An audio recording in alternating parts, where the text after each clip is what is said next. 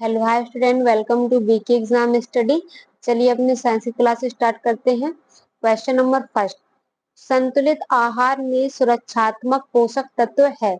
Option A vitamin व खनिज लवण, option B protein, option C वसा, ऑप्शन डी कार्बन। तो इसका आंसर है ऑप्शन ए विटामिन व खनिज लवण। संतुलित आहार में सुरक्षात्मक पोषक तत्व कौन क्या है? तो विटामिन व खनिज लवण। नेक्स्ट क्वेश्चन, क्वेश्चन नंबर 2, निम्नलिखित विधियों में से भोजन पकाने की सर्वोत्तम विधि क्या है? ऑप्शन ए सेकना, ऑप्शन बी तलना, ऑप्शन सी भूनना, ऑप्शन डी उबालना। तो इसका आंसर है ऑप्शन डी उबालना। निम्नलिखित विधियों में से भोजन पकाने की सर्वोत्तम विधि क्या है? अगर क्वेश्चन पूछता है सर्वोत्तम विधि क्या है, तो उबालना। ऑप्शन डी इसका राइट आंसर होगा। भाप द्वारा उबालकर पकाया जाता है। मतलब कि अगर हम खाने को भाप द्वारा उबालकर पकाते हैं तो ये भोजन पकाने की सर्वोत्तम विधि है। इसमें मध्यम में पकाए गए भोज खाद्य पदार्थ की पोषकता सीधी आंच या तलने की विधि से अधिक उत्तम होती है। तलने की विधि से क्या होती है?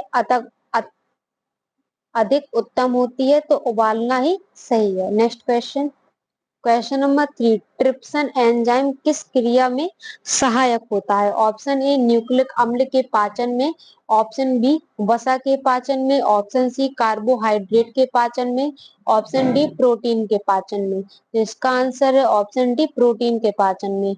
ट्रिप्सिन एंजाइम किस क्रिया में सहायक होता है? तो ट्रिप्सिन एंजाइम प्रोटीन के पाचन की क्रिया में सहायक होता है। यह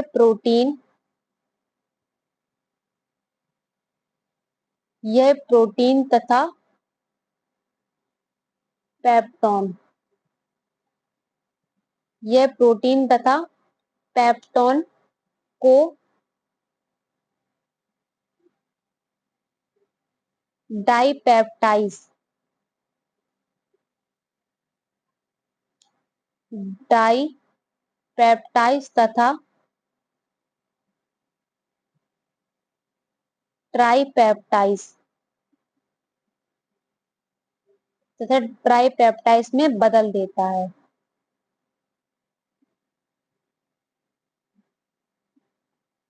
क्वेश्चन क्या पूछता है? ट्रिप्सिन एंजाइम किस क्रिया में सहायक होता है? तो प्रोटीन के पाचन में सहायक होता है। यह प्रोटीन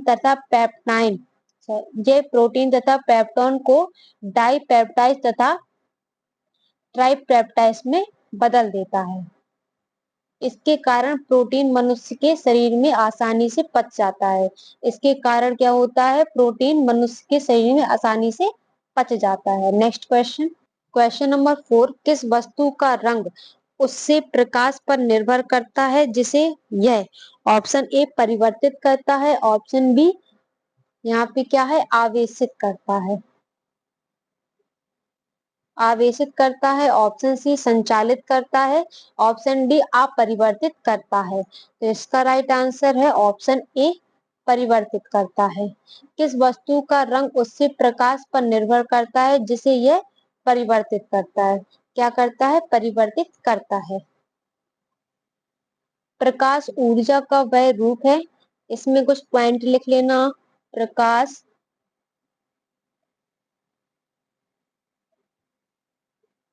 ऊर्जा का वह रूप है जो हमारी जो हमारी आंखों पर दृष्टि संवेदना उत्पन्न करता है। दृष्टि संवेदना उत्पन्न करता है। प्रकाश ऊर्जा का वह रूप जो हमारी आंखों पर यहाँ क्या है? दृष्टि संवेदना उत्पन्न करता है, जिसकी सहायता से हमें वस्तुएं दिखाई देती हैं। जिसकी सहायता से जिसकी सहायता से हमें वस्तुएं दिखाई देती हैं।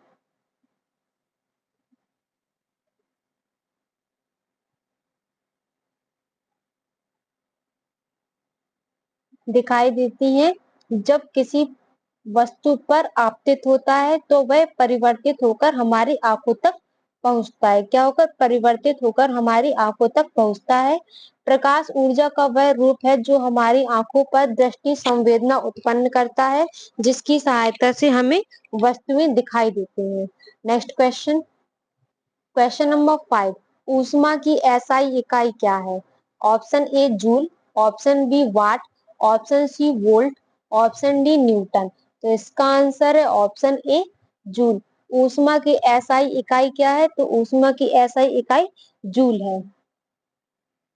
कुछ पॉइंट लिख लेना या फिर इसकी कहो डेफिनेशन। किसी पदार्थ किसी पदार्थ के गरम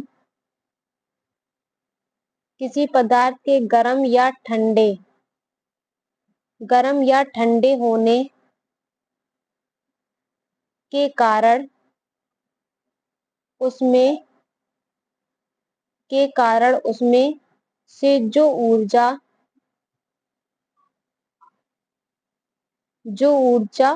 विमुक्त होती है। क्या होती है, जो ऊर्जा विमुक्त होती है उसे ऊष्मीय ऊर्जा कहते हैं। क्या कहते हैं उसे, ऊष्मीय ऊर्जा कहते हैं।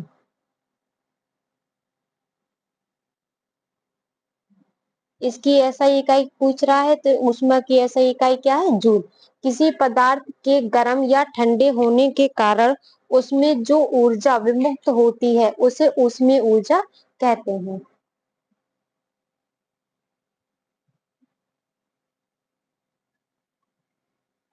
अगर आप लोगों ने ये लिख लिया तो इसमें थोड़ी और बचा है, आप लोग इसे नोट कर लेना।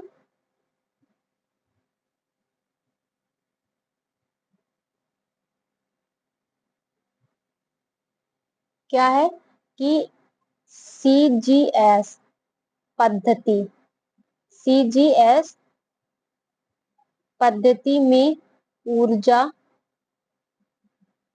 की इकाई कैलोरी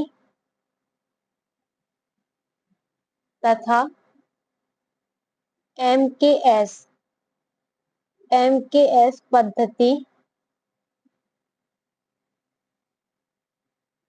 में किलो कैलोरी है।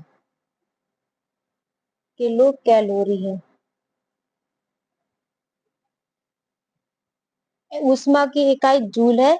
अगर सीजीएस पद्धति में ऊर्जा की इकाई कैलोरी तथा एमकेएस पद्धति में किलो कैलोरी है। नेक्स्ट क्वेश्चन, ये वैसे याद रखना आप लोग, अगर क्वेश्चन पूछ लेता है सीजीएस पद्धति में ऊर्जा की इकाई क्या है, तो ऊर्जा की इकाई कैलोरी है।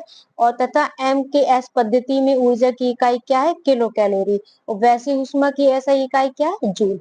नेक्स्ट क्वेश्चन, क्वेश्चन नंबर 6, यहाँ पे क्या है, दंत वल्क। दंत वल्क में उपस्थित कैल्शियम फास्फेट प्रकृति से डैश डैश डैश होता है। ऑप्शन ए क्षारीय, ऑप्शन बी उदासीन, ऑप्शन सी अम्लीय, ऑप्शन डी उभयधर्मी। तो इसका राइट आंसर है ऑप्शन ए क्षारीय। दंत वल्क में उपस्थित कैल्शियम फास्फेट प्रकृति से क्षारीय होता है। क्या होता है, क्षारीय होता है।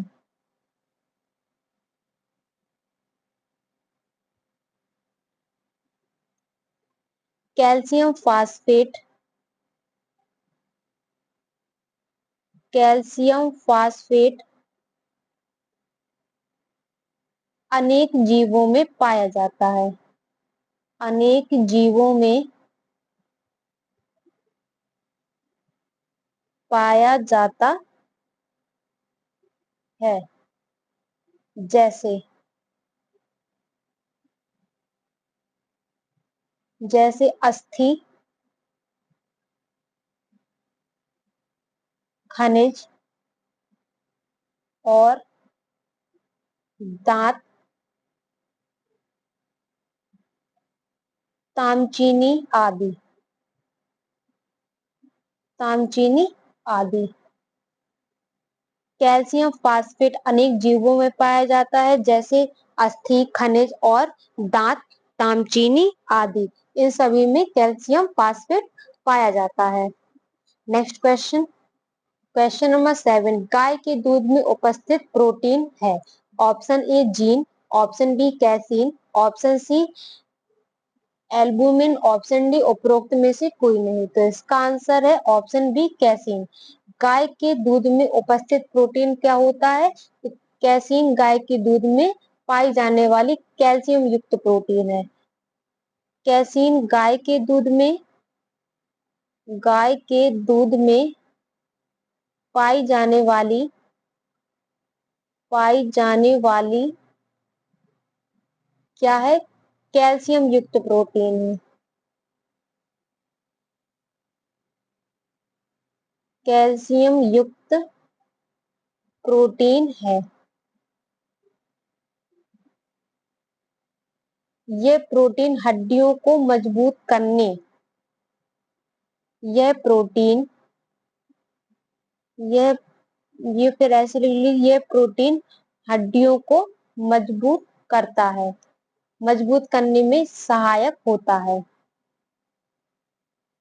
हड्डियों को मजबूत करने में सहायक होता है।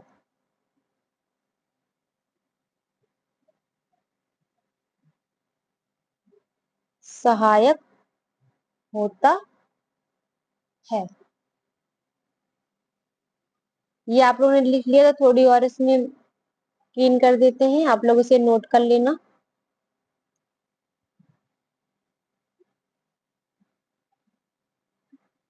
और क्या है, गाय के दूध में कैसीन नामक प्रोटीन पाई जाती है, ये तो आप लोग को पता है।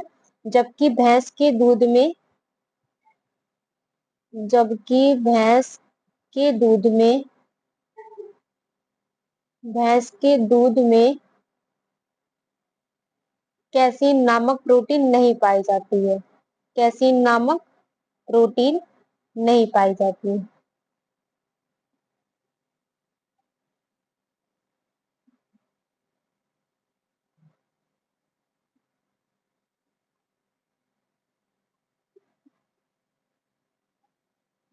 किंतु भैंस की अपेक्षा गाय के दूध में कैसीन प्रोटीन अत्यधिक मात्रा में मिलती है।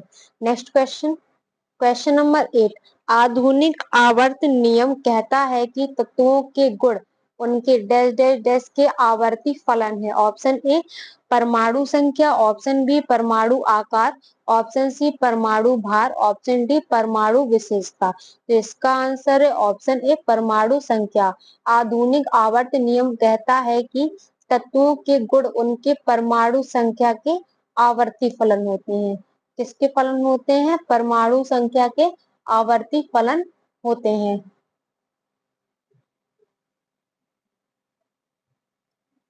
आधुनिक आवर्त नियम के अनुसार तत्वों के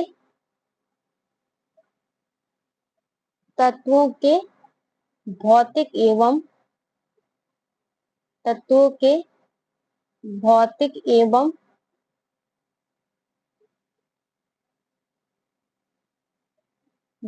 एवं रासायनिक गुण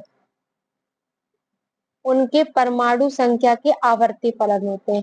क्या होते हैं? परमाणु संख्या के आवर्ती फलन होते हैं। नेक्स्ट क्वेश्चन, क्वेश्चन नंबर 9, एक गोलाकार दर्पण और पतली गोलाकार लेंस दोनों को ही फोकस दूरी +25 सेंटीमीटर है। दर्पण और लेंस डैश डैश होने की संभावना है। ऑप्शन ए दोनों अवतल, ऑप्शन बी दोनों उत्तल, ऑप्शन सी दर्पण अवतल और लेंस उत्तल, ऑप्शन डी दर्पण उत्तल और लेंस अवतल।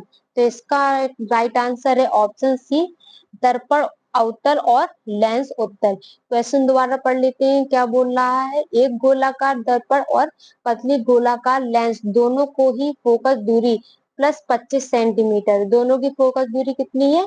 +25 सेंटीमीटर है। दर्पण और लेंस दर्पण उत्तर और लेंस उत्तल होने की संभावना है। दर्पण अवतल और लेंस उत्तल दोनों ही होने की संभावना है। Next question, question number 10, cell में विभवांतर किस इकाई में पाया जाता है? ऑप्शन ए कूलाम में, ऑप्शन बी एम्पियर में, ऑप्शन सी वोल्ट में, ऑप्शन डी जूल में। तो इसका राइट आंसर है ऑप्शन सी वोल्ट में। सेल में विभवांतर वोल्ट इकाई में पाया जाता है। किस इकाई में पाया जाता है? वोल्ट इकाई में पाया जाता है। नेक्स्ट क्वेश्चन, क्वेश्चन नंबर 11, चेचक के, यहाँ है विषाणु का नाम बताइए। Option A bacillus typhosus, option B vibrio cholerae, option C entamoeba histolytica, option D variola virus. तो इसका राइट आंसर है ऑप्शन डी वेरियोला वायरस। चेचक के विषाणु का नाम बताइए। चेचक के विषाणु का नाम क्या है? Variola virus. चेचक एक विषाणु जनित बीमारी है। चेचक क्या है? एक विषाणु जनित बीमारी है।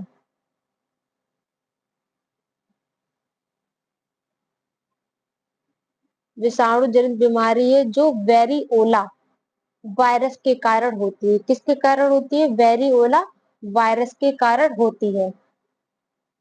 चेचक के कारण क्या होता है? चेचक के कारण शरीर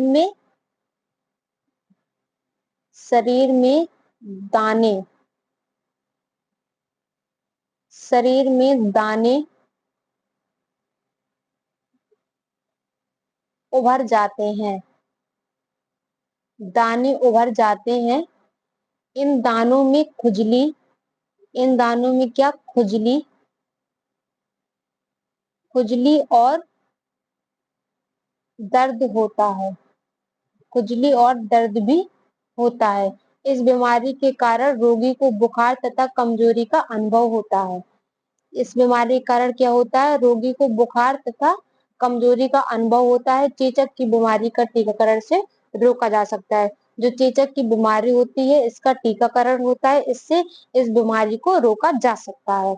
नेक्स्ट क्वेश्चन, क्वेश्चन नंबर 12, सेफर विधि का प्रयोग किया जाता है। ऑप्शन ए टांग की हड्डी टूटने पर, ऑप्शन बी सामान्य बेहोशी आने पर, ऑप्शन सी पसली की हड्डी टूटने पर, ऑप्शन डी रोगी के पानी में डूबने पर। तो इसका आंसर है ऑप्शन डी रोगी के पानी में डूबने पर सेफर विधि का प्रयोग किया जाता है। तो किस प्रकार प्रयोग किया जाता है? रोगी के पानी पर डूबने पर इसका प्रयोग किया जाता है। सेफर एक कृत्रिम सांस देने की विधि है। सेफर क्या है? एक कृत्रिम सांस देने की विधि है। सांस देने की विधि है।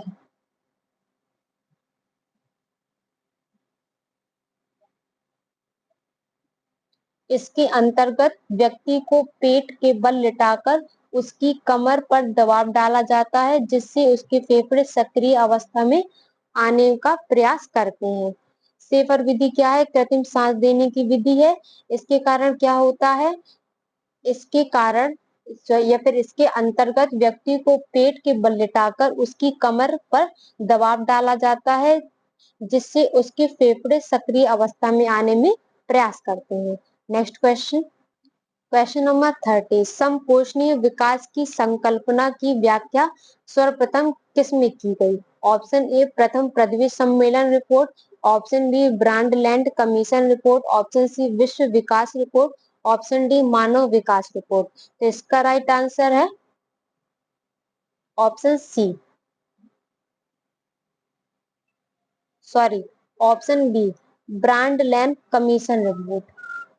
संपोषणीय विकास की संकल्पना की व्याख्या सर्वप्रथम किसमें की गई? तो किसमें की गई थी? ब्रांडलैंड कमीशन रिपोर्ट में की गई थी। और कब की गई थी? 1984 में। कब की गई थी? 1984 में इसकी स्थापना की गई थी। Next question, question number 40, Compton shift निम्नलिखित में से किस पर निर्भर करती है? ऑप्शन यहाँ पे क्या है? कॉम्पटन,